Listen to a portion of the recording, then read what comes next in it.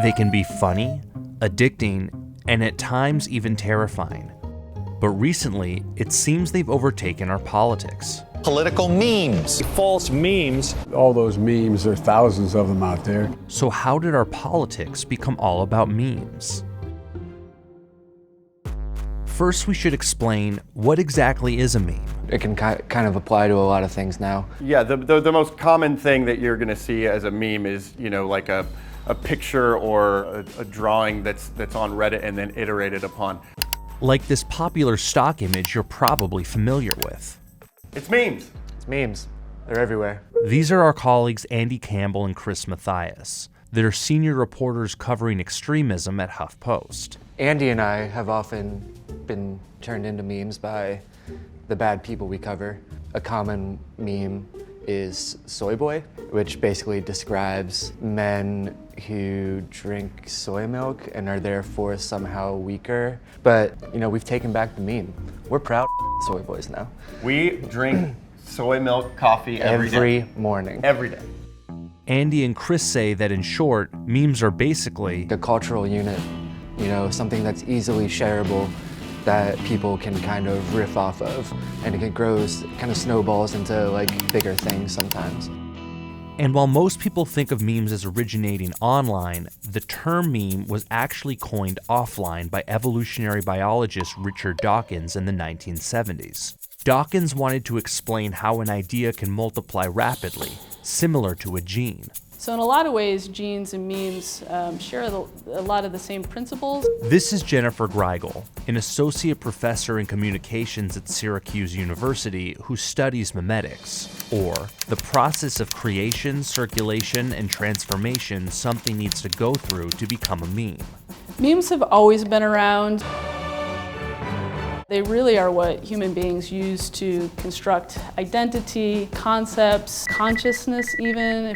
According to Jennifer, a lot of things could be considered a meme. So it can be a sneaker brand, it can be a song that you like, an expression, Obama. a book, concepts like God or love, pretty much anything that's a brief cultural unit. Jennifer says one reason for memes' recent proliferation is the internet. We're sharing and creating a lot more memes, but that also means there's a lot more memes in the environment to select from. This has had a direct effect on our culture and, in turn, our politics, where once fringe candidates have been able to harness the power of memes to their benefit. Yeah, so I think there's a little bit of a shift here. This is Eric Wilson, a Republican digital strategist. Eric says that before internet memes, there were very few media outlets that could cover any candidates, and if you didn't have the money, you couldn't get the attention that you needed. The internet has completely flipped that on its head. You definitely, over the last decade, have seen an evolution of how people use internet memes as part of the political conversation. This is Ryan Milner, an associate professor at the University of Charleston who's studied memes for more than a decade. Ryan says memes were a big part of the 2012 presidential election. But in the 2012 election, they matched kind of how people were using memes in 2012. They seemed to be a little more lighthearted, a little more fun. But during the 2016 election, the memes were different. The memes that people were sharing in 2016, a lot of them followed the barbed tone that Trump was setting. It's one of the things that helped him to get elected. A lot of people may have discounted his rhetoric. Believe me, folks, we're building the wall. Or his childish way that he spoke. That was locker room talk. But he actually is a memetic expert, and he wields a lot of influence because of his decades of using memetics to brand himself.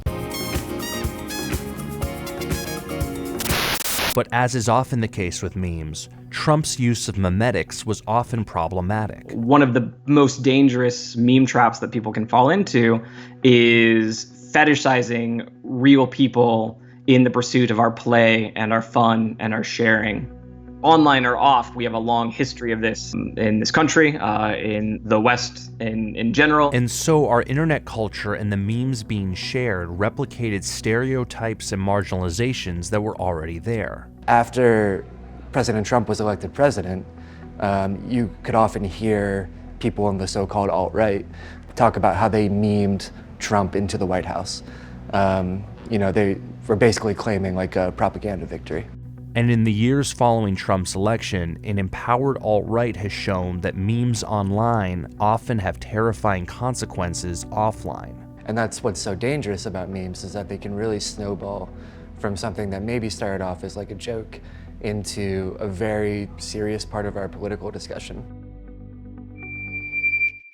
A big part of our job these days is going through and deciphering memes and then having to go out and tell the public, hey, this thing exists and it's not true. A huge part of our job now is distilling memes for the public, which is crazy. It's not something that we would have had to do 10 years ago. Right. And as hateful memes have exploded on the internet for far too long, major internet platforms have looked the other way. The platforms are motivated by the bottom line, which is to draw on your time and attention. And so they actually are motivated to spread all types of memes, good or bad. They aren't serving that gatekeeping role that we used to see with the free press and independent media and journalism.